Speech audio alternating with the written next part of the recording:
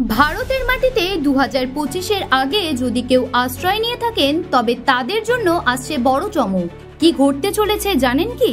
আজকে সবচেয়ে বড় ঘোষণা এসেছে কেন্দ্র থেকে। কি বদল হয়েছে প্রথমেই বলা যাচ্ছে না, তবে জানা যাচ্ছে 2019 সালে সংসদে পাশ হওয়া নাগরিকত্ব সংশোধনী আইনে এবার আনা হয়েছে নতুন সংশোধন। নতুন নিয়ম অনুযায়ী 2024 সালের 31শে ডিসেম্বরের আগে যারা বাংলাদেশ, পাকিস্তান বা আফগানিস্তান থেকে ধর্মীয় কারণে ভারতে এসেছেন, সেই হিন্দু, শিখ, বৌদ্ধ, জৈন, পার্সি ও খ্রিস্টান সম্প্রদায়ের মানুষ এখন সরাসরি নাগরিকত্ব চাইতে পারবেন। এর জন্য কোনো পাসপোর্ট, ভিসা বা কাগজ দেখানোর প্রয়োজন নেই।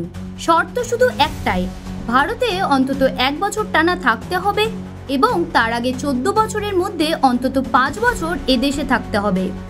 আনন্দ আর ভালোবাসার দীপ্তিতে গড়া সমুজ্জ্বল পরমা, ঠিক তোমারই মতো। শ্যাম সুন্দর কোম্পানি জুয়েলার্স, আগরতলা, উদয়পুর, ধর্মনগর, কলকাতা। অন্যদিকে অসম, মেঘালয়, ত্রিপুরা ও মিজোরামের জন্য বিশেষ ছাড় ঘোষণা করা হয়েছে। বেআইনিভাবে বসবাসকারী বিদেশিদের জন্যও নতুন নির্দেশিকা জারি করা হয়েছে। এমনকি ডিটেনশন সেন্টার তৈরি করার কথাও বলা হয়েছে। এই সিদ্ধান্ত সামনে আসতেই মতুয়া সম্প্রদায়ের সাংসদ শান্তনু ঠাকুর ধন্যবাদ জানিয়েছেন প্রধানমন্ত্রী নরেন্দ্র মোদী ও অমিত শাহকে। একই সুরে বিজেপি সাংসদ সুকান্ত মজুমদারও বলেছেন, বাংলাদেশ থেকে আসা উদ্বাস্তুদের জন্য এটি এক ঐতিহাসিক পদক্ষেপ। তবে বিরোধীদের অভিযোগ, এই আইনের আড়ালে লুকিয়ে আছে এনআরসি। উদ্দেশ্য নাগরিকত্ব দেওয়া নয়, বরং ডিটেনশন ক্যাম্পে পাঠানো।